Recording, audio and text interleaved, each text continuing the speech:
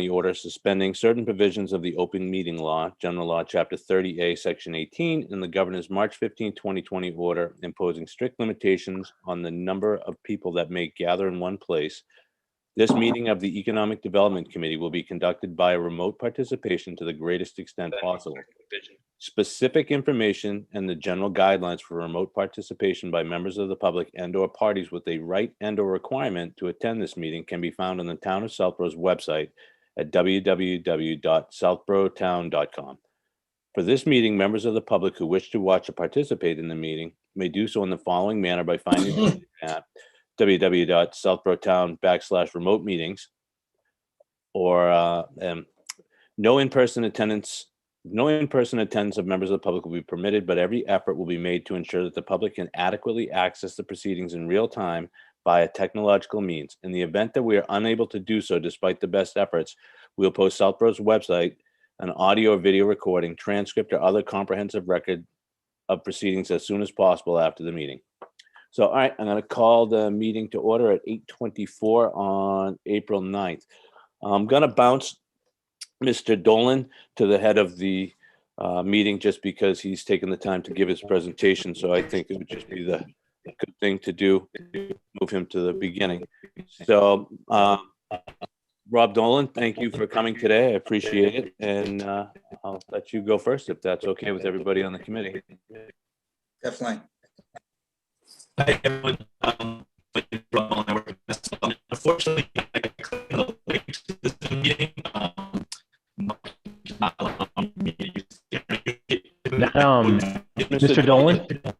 Mr. Dolan, your audio connection is not great. That is an understatement. Mr. Dolan, this is Alan from the EDC. I don't know if you have the opportunity to reconnect through a different audio source or reconnect with your telephone for audio, but I'm having a hard time hearing you.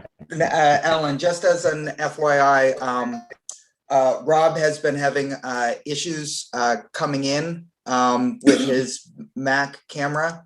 I'm going to send him my my sign-in, and hopefully he'll be able to connect. Okay. If he's having trouble with his camera and he's not going to use his camera, he can just as well dial in, and then it obviates the need of you having to send him your connection. But yeah, I think he wants to share a presentation, so I think we need his camera. Okay.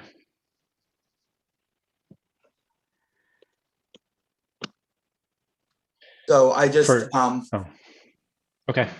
I was going to say that the other way to do it is in the lower left corner next to mute. If you hit that, you can hit switch to phone audio. Then you can dial in and you can use your phone for the audio, but then still use your computer to share.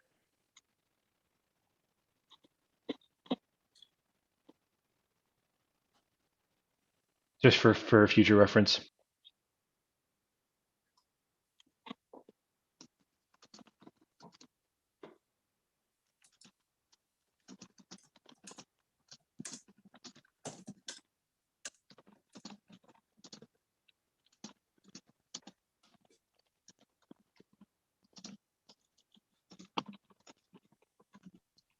And while he's re-signing in, maybe we can bounce down to some administrative business and just take care of the minutes while we're waiting. Does that make sense to everybody? Everybody get a chance to take a look at the minutes from March 25th that Claire sent out? Yes, I did. And if so, do I have a motion to accept the minutes as written or as such? Anyone?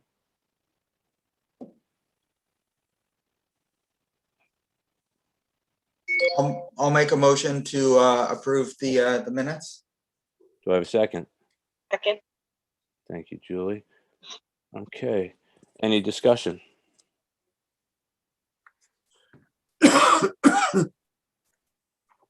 Okay, it's going to be a roll call vote to accept the minutes as written. For March 25th, I'm going to go as I see on the screen. Mr. Anderson? Yes. Mr. Belniak? Yes. Ms. Conley? Yes. Mr. Robbins? Yes. And myself, aye. Passes unanimously, 5-0.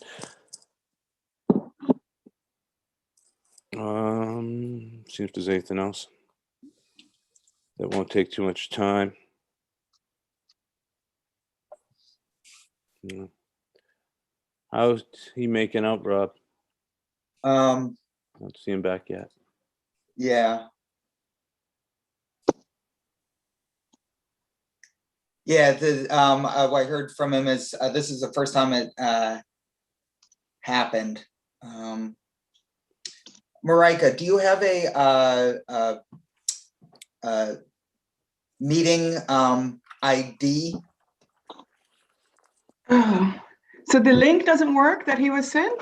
I'm just thinking, oh, I do, 1 second. So that you can get the meeting ID in the upper left corner where you see the little green shield with the check mark on it.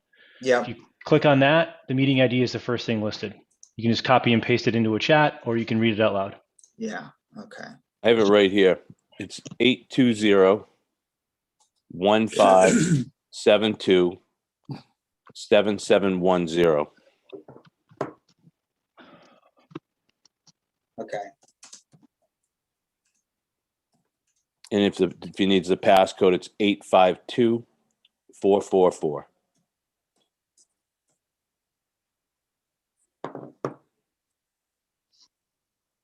I just had it open on my phone as well because my computer's sometimes not the most reliable. Okay. Fine.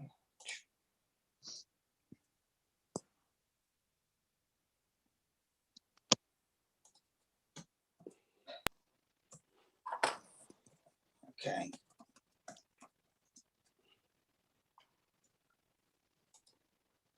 Okay, yep, he's going to be signing in 1 second. Just sent him off the info.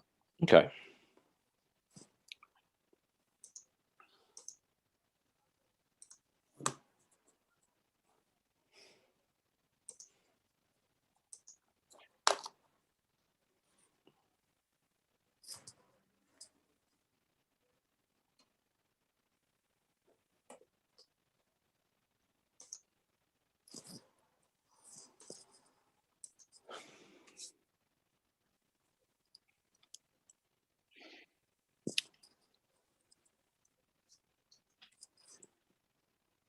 Marika, do you want to talk about, I'm just looking through this, what I think might be a quick report. Do you want to talk about the One Stop real quick? Yeah, let me give you a quick update.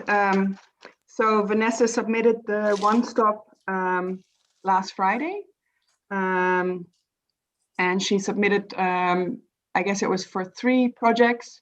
The first project is Route 9 to look at zoning and infrastructure. So it's a combined project, multiple committees worked on it. Marty Healy also had a look at all the submissions.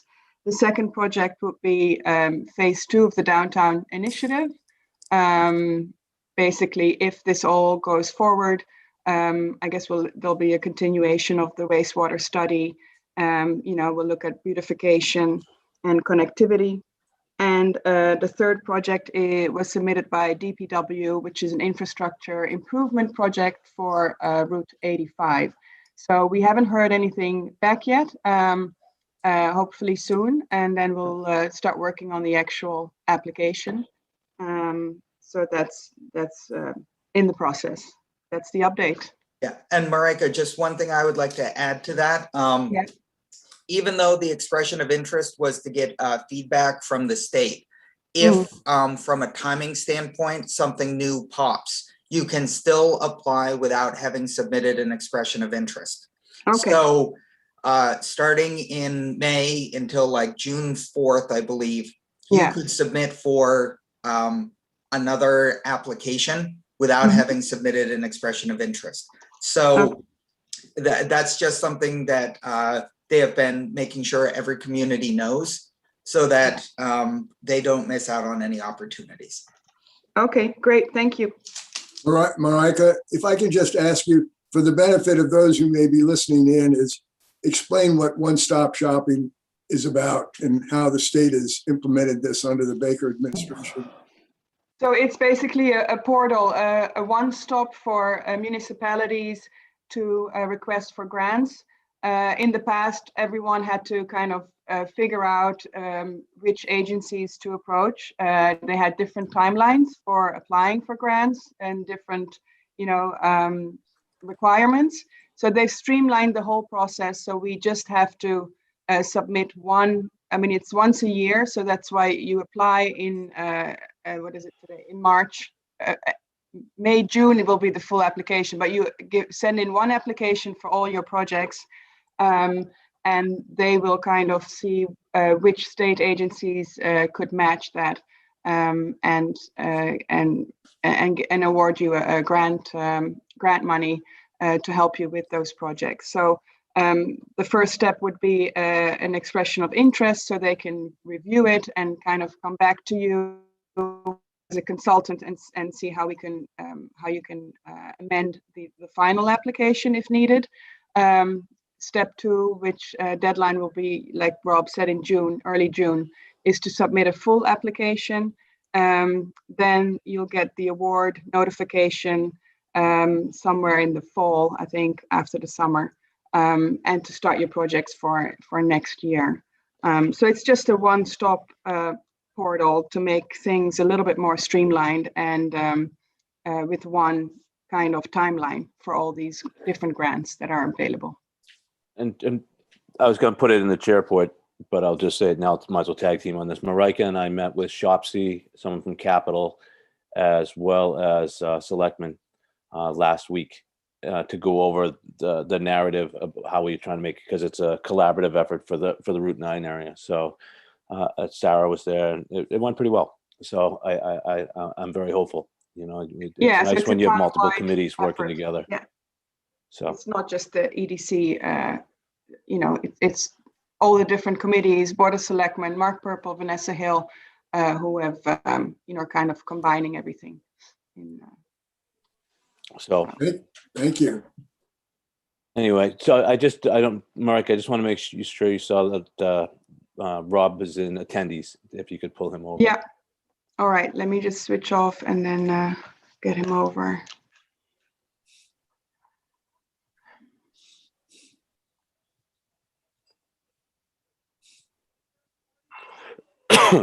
Yeah, well, while we're bringing Rob over, I had to give some of the other people a little bit of background.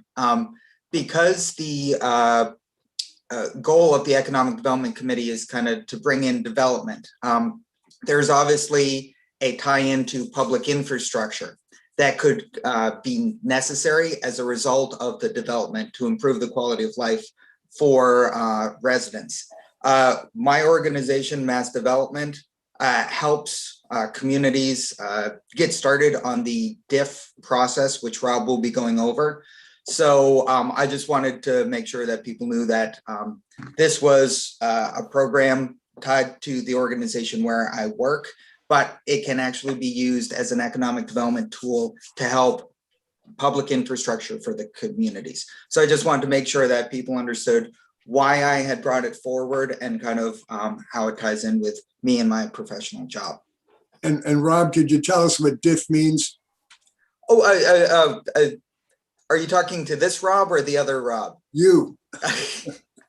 It's a district improvement financing, and Rob Dolan will be able to go through all of that. Thank you. So is Rob in? Because I promoted him, but I don't see him. I don't see him. I think he disappeared. Well, while you're waiting, what's the Route 9 part of that application we made? What are we asking for in that regard? Is that for sewage? Everything. We had. Go ahead, Marika. I'm sorry. So it's a combined. It's a project that will look at zoning as well as infrastructure, sewage, as well as traffic patterns. So it's a combination. Basically to see, what are the impediments for growth and how to address that. And then also, as well as transportation, public transportation, Chris, is part of the study, as well as you're well aware, I'm sure, that we have limited north-south connections through Route 9. So that's the different traffic studies as well. So, and then Shopsy's part of it was to look at what you could do for zoning for housing along Route 9. And Capital is interested in wastewater and sewage. So it's all, those are the three different things that we put in for with the three committees. That's In a terrific. nutshell. John, Yes, sir. I just got an email from Rob Dolan. He cannot access his camera or microphone on his computer. So maybe we want to reschedule. That's fine. I feel bad if he feels he wasted his time, but I appreciate him coming. But we could definitely put on a future agenda if that's just easier. Couldn't he use his cell phone? Yes.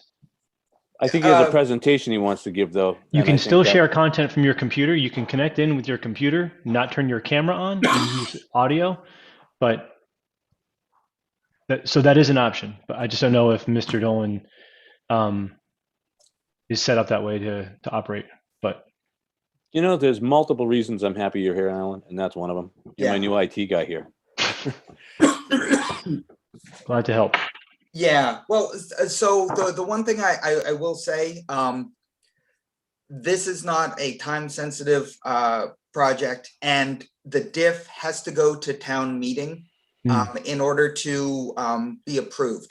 It's not a short-term strategy, it's a long-term strategy. So I oftentimes find that the face-to-face interaction is useful, and that's a personal thing, and maybe Rob feels the same way. Sure. I'd say if we're comfortable pushing it off, I think it might be useful. Fair point. I'm fine with pushing it off to me as long as Mr. Dolan doesn't mind coming back, because I'd like to hear about it. Yeah, Everybody okay with that? Yes. Chris, you good? Julie? Should speed up today's meeting as well then, so that's nice. All right, well, please tell Rob we said thank you for trying. I really appreciate it. yeah. All right, so moving on. Chair report, I really don't have much. I'll tag team in with Julie on the members one when she does, but I'll let her because she'll have more information than I. So Julie, you want to give an update on downtown district? Sure, I'm happy to. So last week on week ago Tuesday, we held the Board of Selectmen held a second public forum on the zoning bylaw. It was pretty well attended, and we got some of the same comments and some new comments as well. One of the just to summarize a couple of the issues that we heard that were new that we haven't discussed here. One of them was the issue of the building heights that would be permitted. We had particularly the number of stories. We had the draft bylaw had contemplated up to 4 stories and I believe 40 feet. And there was some concern whether how you could even get 4 stories within that, and whether that was really the look that we were going for downtown. So that is an open item. I'd certainly be happy to hear other members here thoughts on that. But that was one of the comments that came up. Some of the other comments that I heard were good, but I think we have to just make sure that we're and it's been a difficult task since the beginning, but I think there was some confusion because a few people brought up sort of different issues saying like, well, the zoning doesn't matter if we can't do infrastructure. And are you talking about beautification? Are you talking about connectivity and parking and all these other things? And the answer is yes. And the message that I'm trying to make sure people understand is we started off when we started with this process, we started talking about all of those things, and those things haven't gone by the wayside. But when we sort of started honing in on what the root of the issues were, we realized that zoning was a difficult piece that would need to be sort of the foundation of anything else that were to happen. So yes, we're still working on on wastewater management. Yes, we've a few people mentioned, oh, they don't want to lose the historic nature of the town. That's not what's happening. Marika's met with historic. That's all part of the vision that we put forth in the beginning. But right now, because zoning is complicated, that's the piece that is being focused on, and that's obviously the focus of the public hearings being held by the planning board, and that's the warrant article that we're putting together with the proposed draft bylaw that we want to present, that we want to bring to town meeting, because we see this as sort of the foundation that will help some of the other things happen, while still obviously being concerned about wastewater management, about stormwater management, about beautification, and making the area sort of a place that is a nice place to go. So those were some of the comments. I would be happy to hear what anyone has to say about thinking about 3 stories versus 4 stories, whether we have whether 4 stories is an imperative for this committee, or whether, and we don't need to come to a conclusion, but I just love to hear some feedback on that if anybody has thoughts. I'll let the committee speak, and then I'll follow up my comments at the end. Rob, you look like you have something to say. Yeah. I would say that in terms of, and I don't want people to get confused with stories and height. Yeah. A lot of modern retail, particularly those that have a restaurant element, tend to have higher ceilings, simply because that's the standard. You have often found with lower ceilings, kind of a little bit cramped, it gets a little bit louder. So the higher ceilings allow it to dissipate. If you've been to the Starbucks on Route 9, they actually have a high ceiling. So I think offering developers the flexibility with height, at least on the first floor, and this is where stories versus building height could be debated. You want to allow a developer the opportunity to come up with a plan with a first floor that has higher ceilings. And additionally, in a lot of newer construction, there's also the infrastructure that goes. There's the HVAC system, the vents, the wiring, and all of that. So if you're talking about 14 or 16 feet on the first floor for the retail with the housing up above it, you could have a 3-story building that is 36 feet or 38 feet. Plus there's the crenellations and the things that go up to add the character as opposed to a flat roof. So right. I think what we want to do is make sure that we maintain a height. But if it's people worried about a 4-story building, maybe that's an area for compromise. That's just my thought. Yep, I think that makes sense, and I think your point about giving giving flexibility as to the first floor is really spot on. I mean, that certainly seems to be the trend, not both in commercial real estate and even in housing. People are liking higher ceilings. It makes sense. It feels more open, especially when we're dealing with probably pretty small spaces to begin with. So I think I agree with you there. And yeah, I think that makes sense. And I think 30, I think we're currently at, I hope I'm saying this right, I should pull the bylaw, but I think we're at 35 feet. So we're not asking for the maximum to go up all that much. But I agree. I think I'm comfortable with with the 3 stories as opposed to a 4-story for the downtown. I might be comfortable with that if that's something that helps us compromise on the last handful of issues. Well, the other thing is a lot of them are smaller lots anyway, right? And so there's going to be limitations for open space and parking as well. What I don't want to lose is that flexibility for a developer to come in with something smashing on the first floor, and they can't do it because all of a sudden they need that extra foot, and then they have to take it off the back end on the upper stories. So if building floors is a make or break thing, going to 3 is still reasonable. But what we have to do is allow that flexibility, because that's what we want. We want the flexibility for the developer. And maybe that's on the building height, while losing a floor.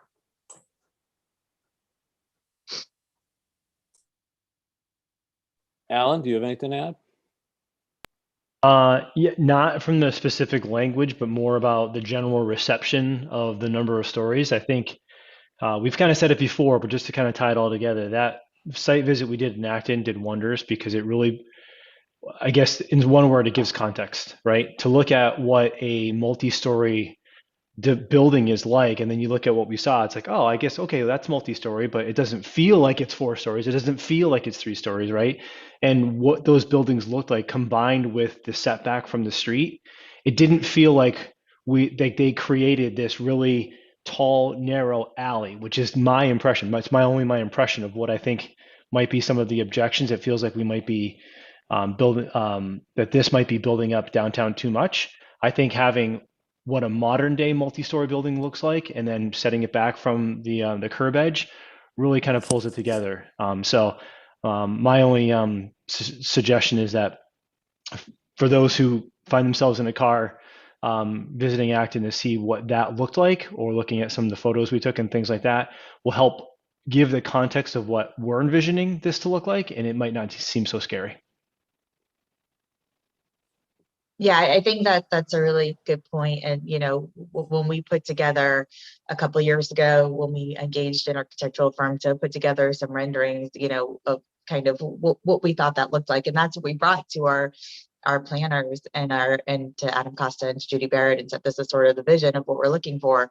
You know, this is sort of the guidepost, but those have been pretty universally well received. And I think that's along the same lines of what Alan's saying. Like, if you see it, it doesn't seem so scary. You know, we're kind of all on the same page. We just need to make sure the numbers match up with the vision. So, Chris, do you have anything to add? Chris? No, I'm all set. Thank you. Okay.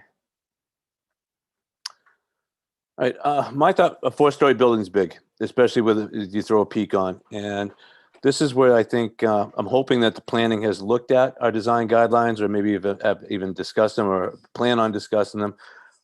Because a 4-story building at those height restrictions, I think, is going to have a flat roof or a very, very minimal pitched roof, which I don't know if that would actually go with what they're hoping for the character of downtown. 4 stories doesn't make or break me. I'd be fine having it go down, as long as, you know, we stay within the height. Because I think you're going to be hard pressed to build a 4-story building with, like Rob said, a taller ceiling, because this is more of a commercial bylaw than residential, right? So I thought, so we really want to have the business on the first floor. So you're going to want a higher ceiling, then you're going to have to allow for duct space and infrastructure for the building. So I just don't see how you could get a 4-story building that meets what we wanted to the vision. I got to look at the pictures from Acton. I apologize, I haven't had time to do that.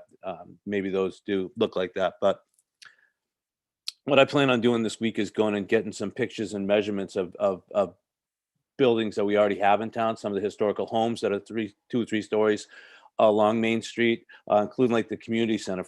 I tried to do it from the front, and then my app died. Because, you know, from the ground to the peak of that, I'm guessing it's got to be mid-30s. And then I don't know, like Rob, when you were talking about like the back of a building, if the grade of the lot changes the maximum height of the building. So like on the back of the community house, if you look, you see the stone foundation from the parking lot, and then to that peak, that's probably close to 40 feet, if I had to guess. Do you know, does anybody know how they measure? Is it from the lowest point of the ground to the peak? You know, where does that height come in? I apologize for my ignorance. I just want to make sure I'm educated and I'm measuring the right areas, because, you know, I want to just get a comparison and see what some of these, like we talked about, see where some of these existing buildings are and how tall they are and things like that. Like, so I can measure and be like, oh, that's how big a 45-foot tall peak would be, or that's how that with a special permit or such. So I'm fine with going down a size. I think a 4-story building would be pretty big for downtown. And I'd be totally, I actually would encourage everybody to think about going down to a 3-story personally, but that's just me. I've got no problem going down to a 3. I just think the flexibility that we might want to leave in for the 1st story commercial means that we have to have that little bit of extra incentive in the building height, just to help out on that commercial development on the front side. So that's what I would say. Yeah. Yeah, I don't think the height is all that much different than some of the, once I measured how like one building in Westboro, once I saw how by my office, it was like 42 feet tall. I was like, wow, that's not much different than some of the buildings that we already have that are, historic homes or things like that. I was surprised. So I agree that, if we could still keep the height with the special permit, because that way it's in planning's purview to say, no, we don't like that, or if it doesn't fit in the design guidelines or whatever, but I'd still like the language in there. Anybody else have anything on that? All right, well, yeah, that's, so, I can quickly, Sam has a comment. I can't read all of it from about Height building. measurement is somewhat complicated, particularly for sloping lots. I check with the building inspector about the details, but yeah, I will. Yeah, because I'm just curious to just see where the maximum is, because I really want to get a good feeling. If I can find a decent app that'll allow me to take pictures with the measurement included in the picture of the different buildings, I'll try to do that while I'm out and about. That's gonna be nice this weekend. So I think that would be a good exercise, not only for us, but for the public as well. Yeah, and I think the community house one obviously is different, because it's, that's not any new development that goes on downtown is probably not going to look like the community house, in that it's not going to be like there's no other big lot like that, right? That there's going to be a building put in the center like that as much. Everything, I think anything in the future will be a little bit more streetscape, and probably start off with more of a level spot. So, if you look at the rest of the main street, I don't think that there's that sort of grading issue. Like if you look at, No, I just want to be able to see how tall it is from the back No, and just get a gauge of the height, Mhm. because from the back, it's much taller than the front. I'm just curious to see that. And like, there's I was saying earlier, there's a building on Lyman Street that's a 3-story building, but it's got the gables and such out of it that it looks much smaller, but it's 3-story. It's an office building, but it was well done. I'll try to get pictures of that next time I go by. Which one I'm curious about? I'm actually curious about the height of the townhouse. And granted, that's not in the same exact area, but that's still like part of the greater downtown. So I'd be interested. I will try. Again, I had this great app I was playing with in my office. I couldn't stop. And then as soon as I went out to do a building with it, it crashed and all I got was ads. It was like, oh.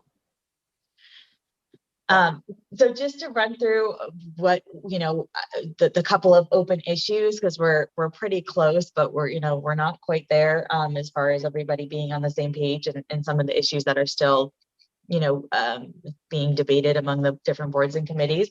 So there's the stories was one. We're still trying to figure out, so we had originally started with a floor area ratio concept. So basically that was like the, how many square feet could be on a certain, size parcel. And we thought maybe that wasn't the best way to do it, because could result, because it could result in a sort of tall, skinny looking structure, because if the floor area ratio is pretty small, so as not to have too much lot coverage, every time you go up a floor, if you go from 1 to 2, you're cutting into half of the footprint. If you go 2 to 3, you're cutting it in again. So we're trying to come up with a better measurement. At first, we just sort of took out the FAR and said, okay, we'll just leave it. There's other pieces of there are other things that restrict how much of how big your footprint can be on any lot, including things like, we require a certain amount of green space and things like that. Parking would come into play. eventually. So we said, well, with that, there's no way you could actually put, wall to wall footprint on a parcel. But some people were uncomfortable with that. So we're sort of trying to find a different way to do it. So we have a question out to Judy about that. Somebody also raised, we obviously our goal is to put commercial space on the ground floor. But we had, based on our conversations with our consultants, we had said that only 10% of the ground floor had to be, at least 10% of the ground floor had to be commercial. And we had some different reasonings for that. Obviously we want the streetscape, sidewalk, road facing properties to be all commercial. However, when we're thinking about things like mixed use, we thought, well, what if, we have a ground level, commercial space, the developers interested in putting either office or residential space above it. However, for reasons of accessibility, maybe we want to put in a ground floor of residential unit to allow it to be handicap accessible or something like that. So, but some people were uncomfortable with that, and our goal, obviously, we want to have some retail and commercial space. So I'm not opposed to discussing that further. That was just the suggestion that we were given by our consultant. So we're going to follow up with them on that and see if there's room to play with it there. One of the other issues that planning board raised recently was what size of a particular space, and now this isn't a building, this is supposedly a tenant or a business, would trigger a special permit, even if it was one of the by right uses. And we had been talking about 3,000 since the beginning. A couple of weeks ago, planning said, no, we think that's too big. We want to go down to 2,000. I think 2,000 on the small side, but I think there's also a lot of room between 2,000 and 3,000. So it's just going to kind of be part of our continuing conversations, I think, and hopefully we'll come to a number. Feel free to interrupt at any time. I just figured I'd go through the list of open issues. Well, the one thing I think, one of my key takeaways from meeting the developer in Acton and that particular project was that a lot of that investment and a lot of the uses were by right. And so for him, they spent an awful lot of time on the septic, wastewater, and those things because they needed to in order to make the project work. What they didn't have to worry about was the special permit for the uses and the size. We want the developer to invest in the wastewater and the stormwater in our downtown as well. So what we want to do is make the other elements as easy as possible so that going from 3,000 to 2,000 all of a sudden puts an extra step, and each step that a developer has to go through, the less likely they are to do anything. I would say that keeping it at 3, which is, it's still frankly small, but it gives us a greater opportunity for a developer to say, yes, I want to invest, but that's one less meeting I have to go through, one less time where I have to pay my consultants to go to a special meeting. Those soft costs can go up considerably. And I'd rather put that money towards improving the infrastructure like stormwater and wastewater, as opposed to figuring out that my restaurant that I want to put on the first floor is 2,400 square feet, and I've got to get it down below 2 in order to get it by right. So I hear you. I totally hear Rob, and that's what I kept saying too, is that, we have a goal, and the goal is to encourage certain uses, which is why we spend so much time coming up with this enumerated list, and everybody agrees on the list. These are the types of businesses we want. If we start then putting tons and tons of restrictions on top of it, then we're sort of chipping away at that benefit that we're trying to provide to encourage those uses. So I hear you, and I'm I think that's a really valid point. We'll see where we land on that. I will continue to try to push for the 3,000. I think we're protected by saying these are the uses that we want. Physically we're limited by geography and space anyway. So I think that's reasonable. And frankly, it was a little frustrating to me that it got brought up so late in the game when I thought we were in it, when we had this short list, and it hadn't been raised before, but that's everyone's right. So we'll continue to talk about it, but I think that your point is a really good one.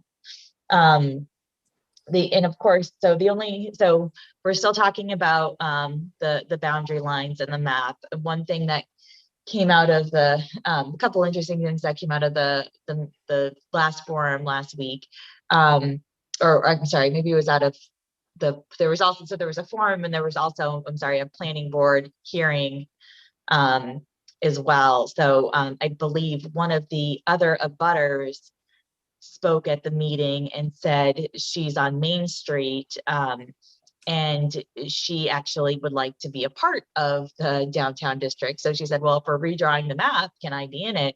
So and this property, just so everyone knows, it's next to 11 Main Street, which is the little shopping plaza where the Santander used to be. And then there's two houses in between it. And then there's the old fire station. So she's one of those two houses in between it. She's the one, so the one that's immediately next to the fire station was bought by St. Mark's, and she's kind of that one floating in between. And so my preference was to not redraw the map. I think that opens up a can of, I don't want to say can of worms, but I think, I'm fine if people want to redraw the map. I don't think that needed to be part of our purposes here, but we're reaching out to the people who own the split lots, because that has been a cause for concern for a couple of residents along Latticewana. So we are reaching out to the owners of the split lots. Let me interrupt real quick. The Board of Selectmen are putting together a letter and Yes, sent with exactly. comments from Thank Attorney Costa Yeah. to the split lot owners to see what they want to do about staying a split lot or having it changed. Exactly. We've heard back from some people saying that they want to keep it as is so far. But I know Ms. Braccio was drafting a letter to send out to the landowners.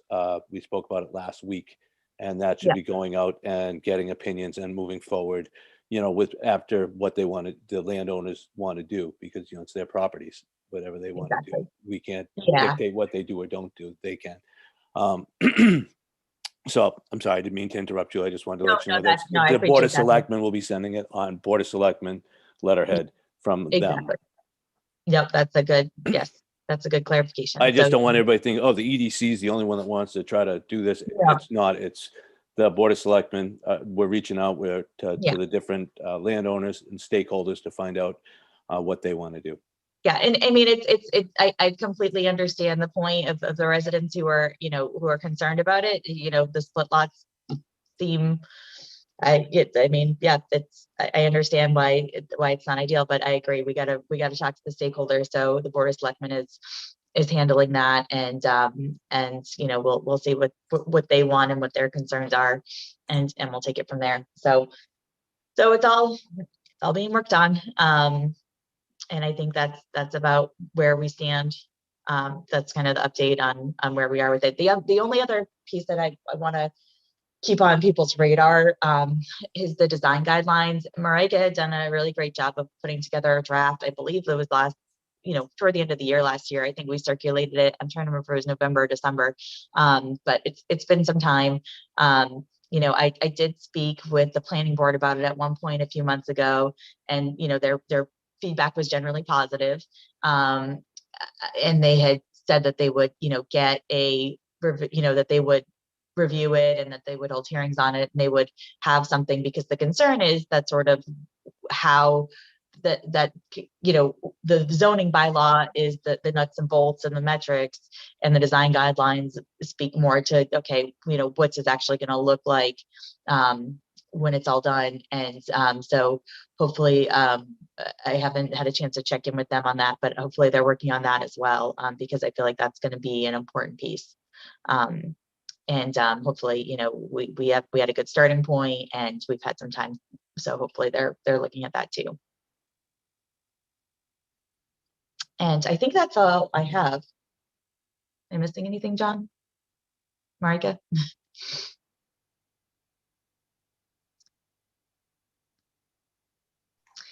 Oh, John, you're on mute.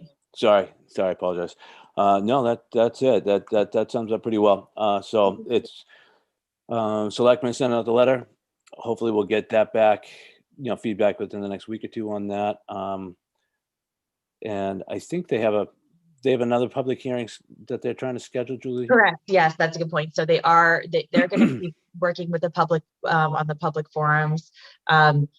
I don't know. I think maybe even a joint meeting with planning board and board of selectmen, I would be in favor of potentially that, just to hammer out these last small number of issues. You know, I appreciate the committee's feedback on some of those. I think they're, you know, some of them we do have room for compromise, and some of them I think, you know, we want to, you know, try to help explain why we think something is important. You know, every time we've had a joint meeting with planning and board of selectmen, it's been really productive. So I would even encourage maybe trying to, you know, if the board of selectmen's on board with trying to do one more of those to kind of just bring this over the line. So, you know, but either way, the board has expressed that they would continue to hold public forums because they've found them helpful. So, and they'd like us to join them in that effort. So, okay, yeah, I can I'll shoot the chair an email asking for a joint meeting. Okay, great. Do you want me to update on master plan committee while I'm going? Because it's I just want to remind you, I have a hard stop at 9:30. So Julie, Okay. if it goes beyond that, I need you to just chair the meeting for me. I That's fine. apologize. I'm buried. Yeah, no. I might even have a business call come in soon. So if I have to jump, I would be worried about a quorum. So again.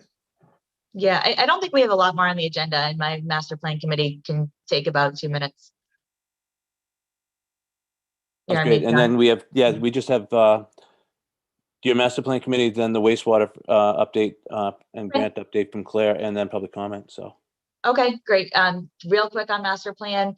We're kind of all working together, and I'm putting together a chapter on specifically on the downtown. So it's a lot of the stuff that we are doing, and then also sort of bringing downtown into phase 2, because obviously right now we're focused on zoning, but as we said earlier, there's going to be, you know, more to it than that, including dealing with the wastewater issue and continuing to deal with beautification efforts and things like that. And then also what I wanted to include, what I raised to the committee this week, was talking about, you know, economic and other incentives to try to continue to encourage the businesses that we want to come downtown, including potentially using the DIF program, or, you know, for example, having a liquor license that's held specifically for downtown or something like that to encourage a restaurant use. So I'll when I finish putting together, I'll share with the committee for comments and feedback. That's all I got. Well, thank you. All right.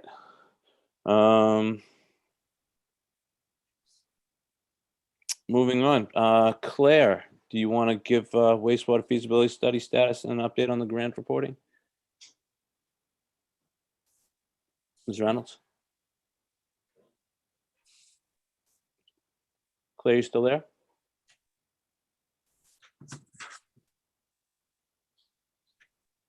All right, you know, we'll bring her back. Claire, you there? You're muted if you are.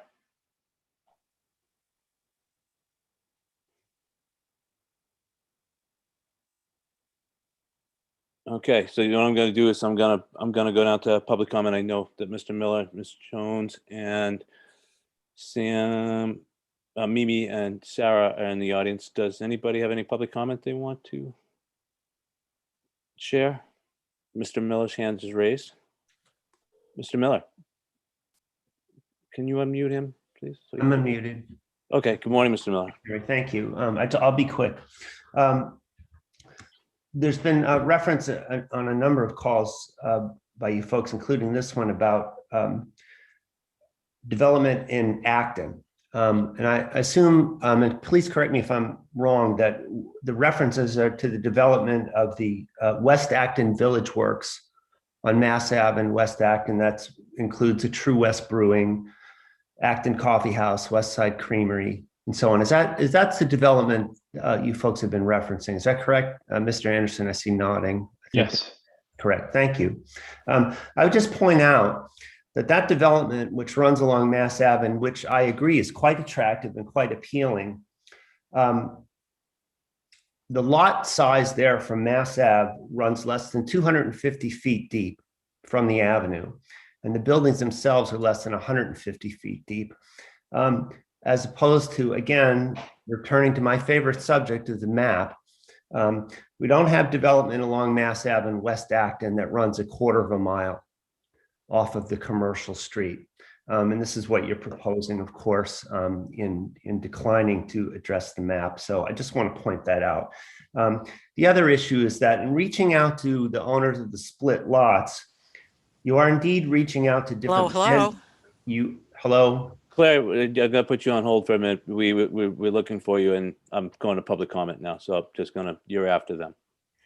Sorry, Mr. Mill, please. Thank you. In reaching out to, as you said, different landowners and stakeholders with this letter that the board is sending out, you are indeed reaching out to landowners, and I'm glad for that because they deserve to be consulted and should have been long ago. But you're not reaching out to stakeholders because stakeholders include abutters and those people in the neighborhood. And I'm frankly, by this whole process, a little bit insulted that you consider stakeholders only those whose lots extend into the district.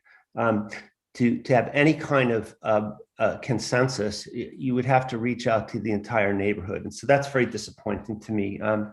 In the interest of time, I'll reserve the rest of my thoughts for another forum. Thank you very much.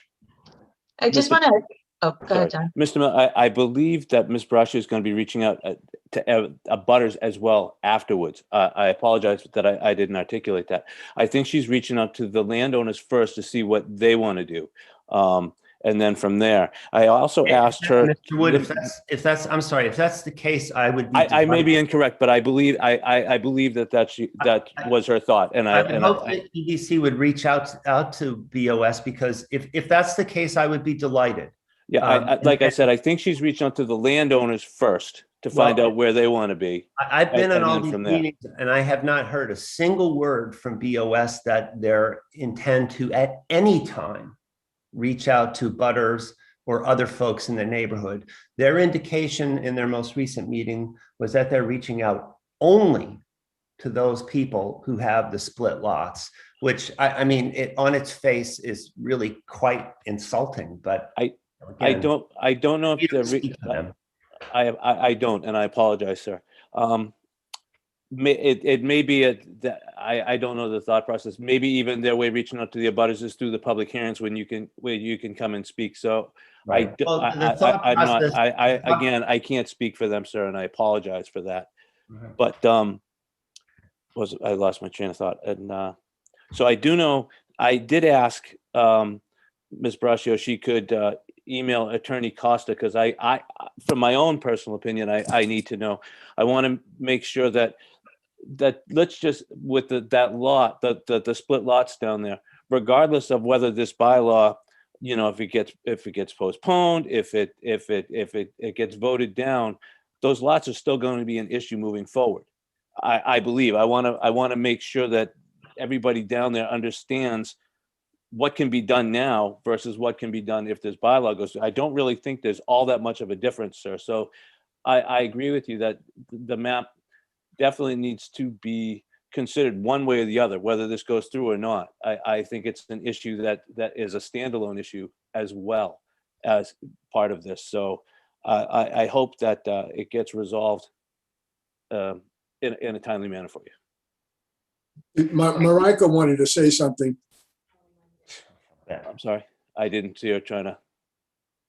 Marika? Yeah, if I can say something, John. Yes. I just want to say to Mr. Miller that actually the EDC's been quite active in reaching out to residents and businesses within the downtown business village district, providing information. It's also all available on our website for people to look at, and we try to update it as much as possible. And I remember personally delivering all the information packets on a cold, snowy January afternoon. And I believe you also received one on your doormat. So I'm not sure what you mean by we're not informing abutters and stakeholders. Regarding the split lots, I mean, the letter that the Board of Selectmen intends to send out concerns just those people because they are the owners of those lots. And that's their decision in the end, what they want to do with that. And I don't see how abutters at this point need to receive that type of letter. So that's my comment. Okay, thank. Ms. Luttrell has her hand up, and as always, I like hearing from her because she's our zoning expert in planning. So, well, not zoning expert, pretty darn smart. Ms. Luttrell, can you allow her to speak? I'm sorry, Mr. Miller, were you through, sir? I don't want to cut you off if you weren't. Yeah, there's plenty to say in response to the previous comment, but I'm going to, again, hold my thoughts. Okay. And simply refer as a point of information. If you simply Google Southborough, how to determine building height, you will come up with the town's regulation on height. So that might save you folks some trouble in the future. It's public information. Thank you. Thank you very much. Thank you, sir. Can bring in Ms. Luttrell, please.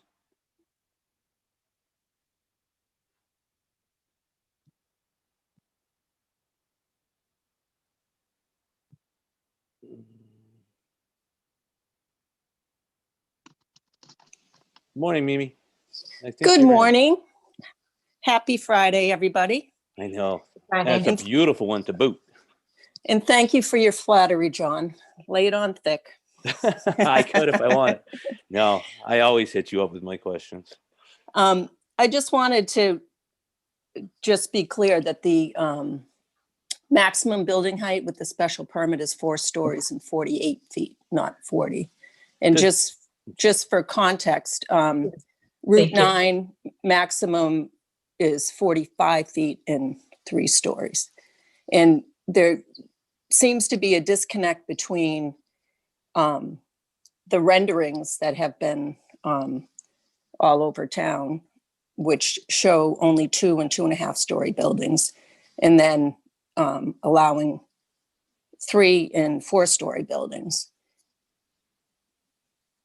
Yeah, I think you're Mimi. I think that's why we're still talking about that. So I agree with you, and I think our committee seems like several members of our committee agree with you. So that's why it's still one of the open issues.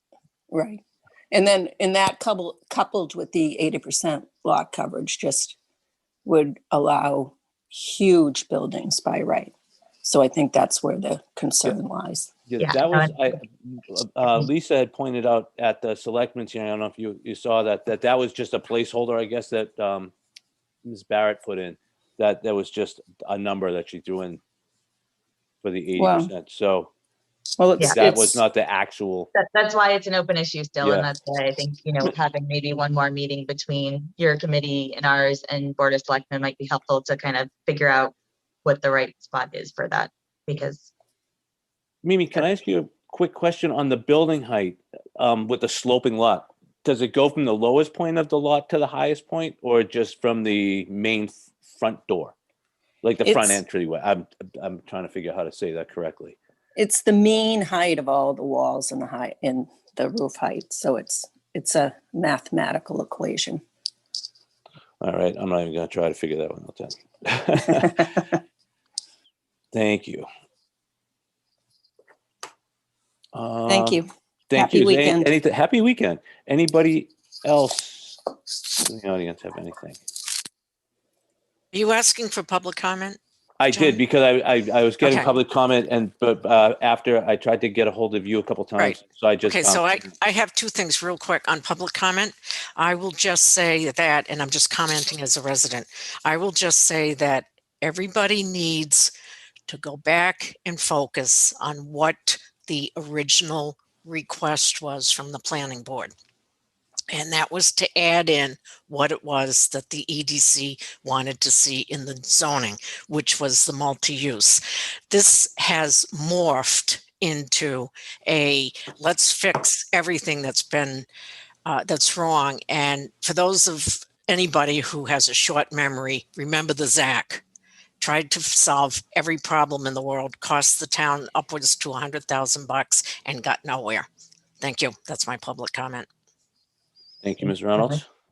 Now, Ms. Reynolds, you want to switch over your hat because you're next? Yes, anyway? thank you very much. So a couple things real quick on the zoning.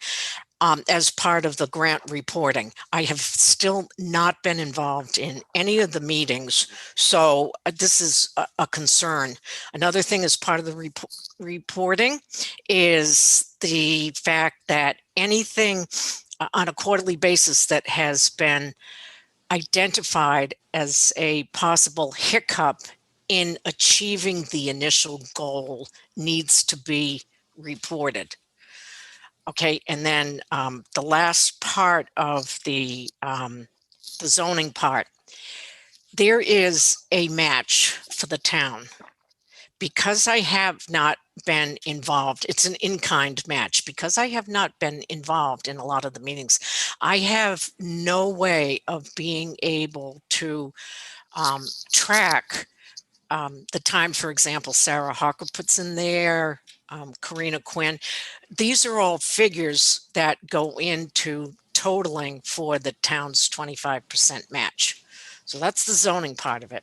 As far as the wastewater, that is Weston Sampson has identified what they need in terms of getting their study going.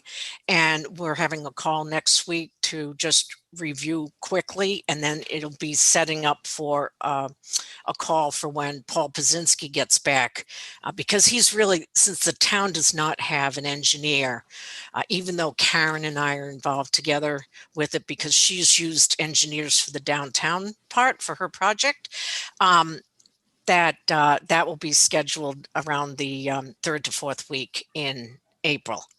Paul Pazinski is only now on 6 hours a week for the Board of Health part. So here's the thing, as part of the town's match, his consulting fee, so to speak, to help on this has to come out of somebody's budget. So there's two options here. One, the Board of Selectmen have a consulting budget that could come out of. It's not going to be a big chunk of money, but it's going to be, you know, probably around $1,000. So since it's a Board of Selectmen article, do you want me to contact Mark Purple about having that his in-kind services come out of their consulting budget? Yeah, maybe. Yeah, because Paul cannot do it on the 6 hours that he has been allocated to work with the new Board of Health director in bringing her up to speed. You know what, Claire? I think I'd ask Mark Purple as well and CC Brian on that, because he might have a thought of where it might be better off out of too. Brian who? Valentine?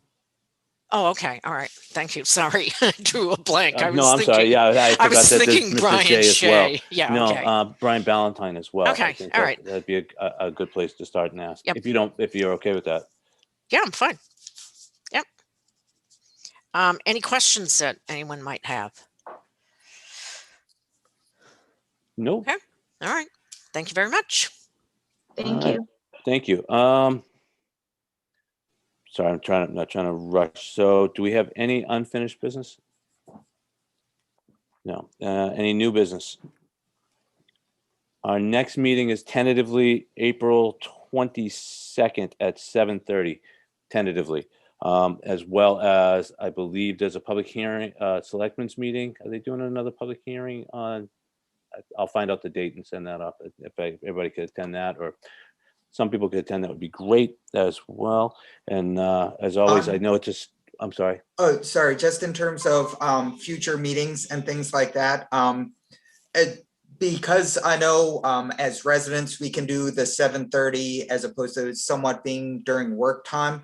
I'd like to push Rob Dolan off to another morning Morning? meeting as opposed to having him at the next meeting at 7:30. We could do our next meeting in the morning if that's easiest to have Rob there. 'Cause I'd like to have him come. I'd really like to hear what he has to say and see his presentation. So No, I just wanted to be cognizant of the fact that it's a long-term strategy and wanted to kind of, as much as possible, do it during work hours for him. absolutely, absolutely. John, you don't have to plan around me, but I couldn't attend. I'm gonna be gone that week, in 2 weeks, so. Oh, Yeah, I was just going to say it happens to be. Yeah, Alan if- just said, yeah, it's school vacation week, so I don't know if folks are around or not. That's why I was tentative. So we can Yep. go around that. Okay. What's a better time? I'm gone the first week in May. Maybe the Um, last week in April then, the week after, just push it out 1 week? Sure. You If want to do that in the works for you. morning, a morning meeting, and that way we can have Mr. Dolan come back? Yeah, we'll do it maybe, the 30th on Friday morning. Sounds great. Yeah. Perfect. All right, anything else? Do I have a motion to adjourn? And I have a minute left. This is awesome. You guys are great. Thank you. Make a motion to adjourn the meeting. Motion by Mr. Belniak. Do I have a second by Julie, I believe? All in favor? I'm going to do it as a roll call, as I see it on my screen. Mr. Belniak, Yes. Mr. Robbins, Yes. Mr. Anderson, yes, Ms. Conley, Yes. yes. and myself. That's a yes. So thank you, everybody. Meeting is adjourned at 9:30. Thank you. Thank you, everybody.